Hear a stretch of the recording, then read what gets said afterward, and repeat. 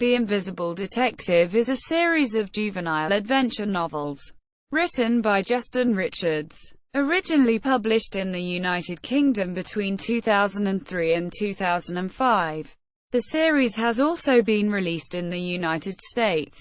The books are detective fiction with science-fictional and/or fantastic elements, depending on the book. Set in London in the 1930s, the series recounts the adventures of four children: Art, Jonny, Meg, and Flinch, who act as Baker Street Irregulars to the detective Brandon Lake, who is known as the Invisible Detective, as no one has seen more than his silhouetted figure in a darkened room. In fact, Brandon Lake does not exist.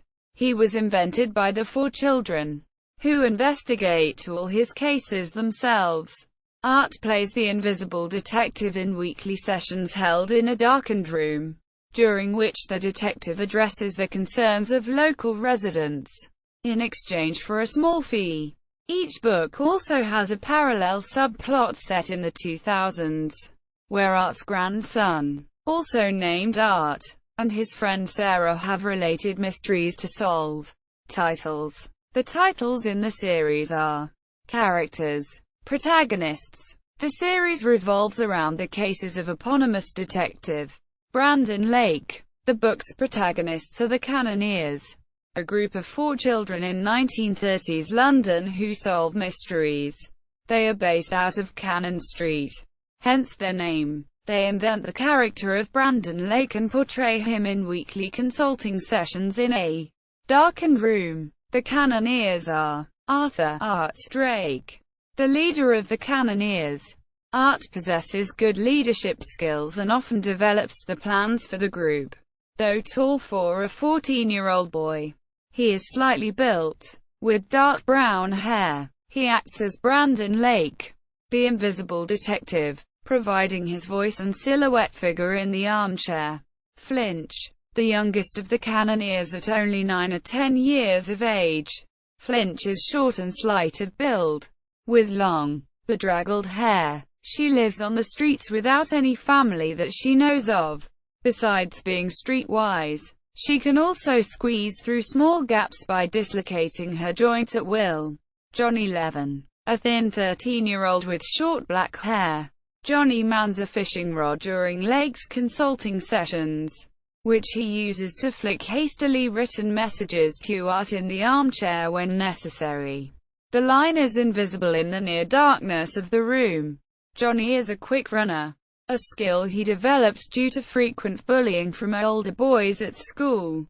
He also serves as the treasurer of the Cannoneers due to his talent for handling money. Margaret Meg Wallace, almost as tall and old as Art.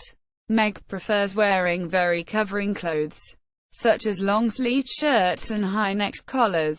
She has long auburn hair and rarely smiles.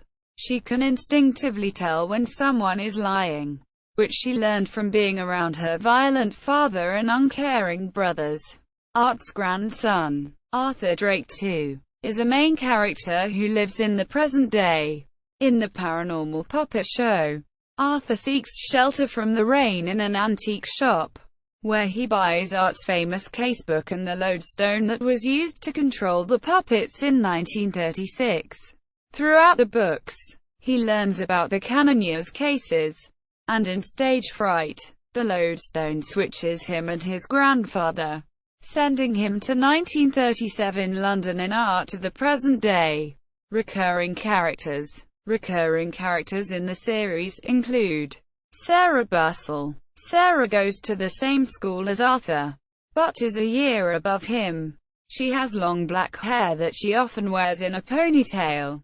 She lives with her mother, Linda, and her 7-year-old brother, Paul. She is very headstrong, somewhat like Meg in Ghost Soldiers.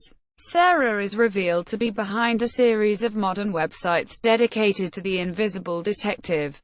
Detective Sergeant Peter Drake. Peter Drake, a Scotland Yard detective, is the father of Art Drake, the leader of Cannoneers, and the great-grandfather of Arthur Drake. He often works the same cases as the Cannoneers. leading Art to rely on him for clues at times. Charles Charlie Etherbridge, Earl of Fotherington. Charlie is an elderly man with a wrinkled face and a kind voice and eyes. He becomes allied with the cannoneers after alerting them to a watchman searching empty buildings where they were hiding. He becomes a representative for the invisible detective, but nor does learn the truth about Brandon Lake until Faces of Evil. He can speak Latin. Harry Jerrickson. Harry Jerrickson is the owner of the antique shop where Arthur seeks shelter in the paranormal puppet show. He is friends with Art Drake, Arthur's grandfather. Albert Norris. Albert Norris is the landlord of the Dog and Goose pub. He and his customers are often drive the plots of the books by bringing cases to the invisible detective. Norris is described as a large man, almost as broad as he is round. Footnotes. 1. Original title: The Faces of Evil. When the book was reprinted, the in the title was knocked off. 2. All the covers were redesigned by the new artist, Frankland, and all new books, Web of Anubis onwards, had Frankland's art as the original. Official website.